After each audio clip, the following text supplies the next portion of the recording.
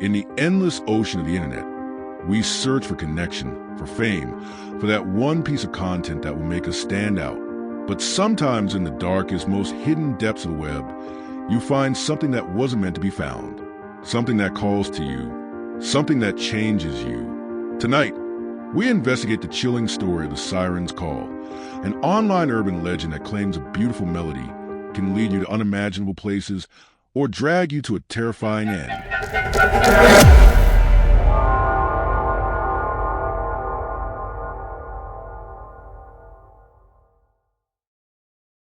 Liam was like many aspiring creators today, gifted, passionate, but stuck in the endless grind for attention. He spent his nights bathed in the glow of his monitors, tirelessly trying to break through, to find that one unique piece of content that would transform him from a struggling streamer into an online sensation. His days bled into nights, fueled by caffeine and a desperate hope for virality. He'd explored countless trends, dabbled in every niche, but success remained elusive, a cruel mirage on the digital horizon. This isolation, this hunger for connection and recognition, unknowingly made him vulnerable.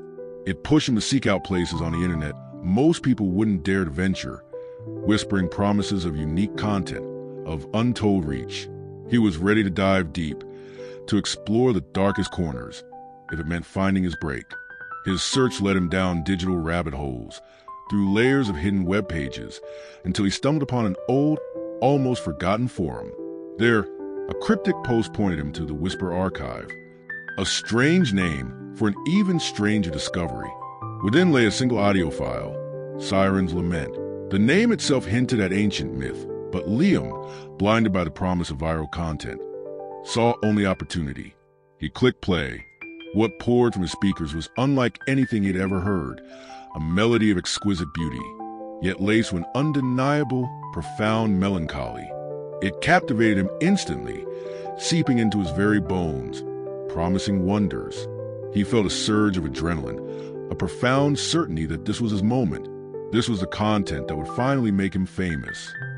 Liam eagerly shared his discovery, playing a snippet of the Siren's Lament on his next stream.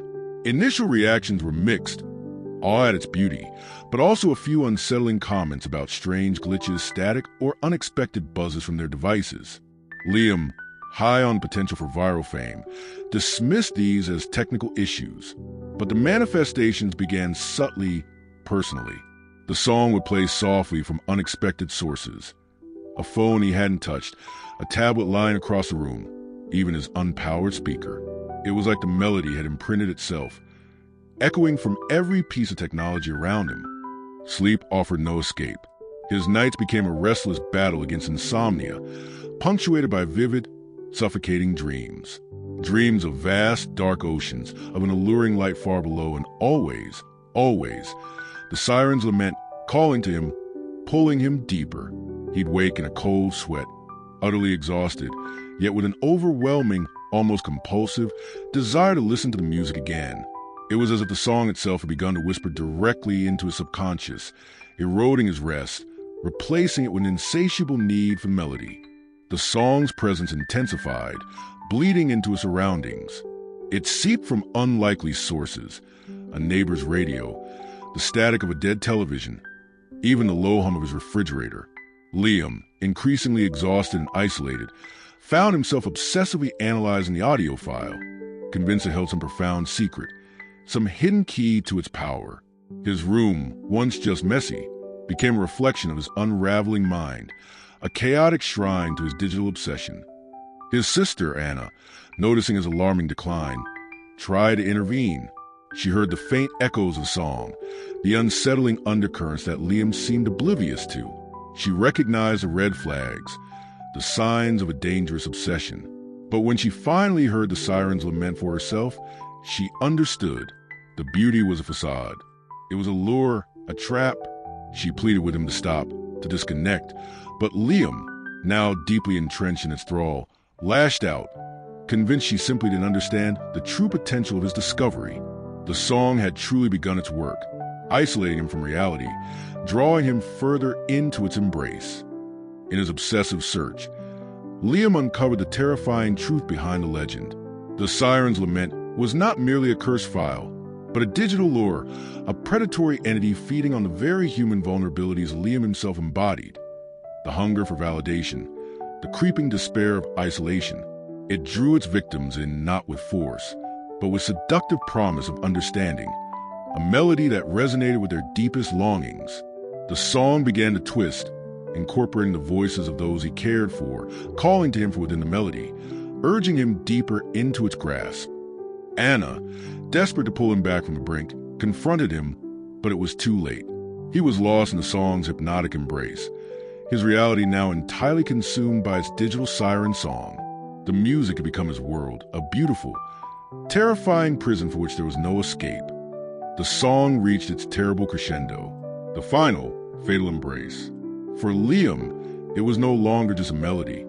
It was his entire existence. The screens became windows, not to the world, but to the entity itself, reaching out from the digital void. He welcomed it, completely consumed, offering himself to its terrible beauty. Anna found him, or what was left of him, lost in the overwhelming presence of song. And then the silence, a silence that was far more terrifying than any sound. When Anna broke in, Liam was gone, vanished, as if absorbed into the very digital world he so desperately sought to conquer. His devices remained, humming with the soft, lingering echo of the siren's lament. A new file waited for her, a final, chilling message. A fragment of Liam's own voice, twisted, corrupted, now part of the lure.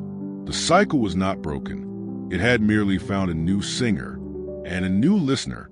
The internet is a vast and powerful tool, but in its darkest corners, it holds dangers far beyond what we comprehend.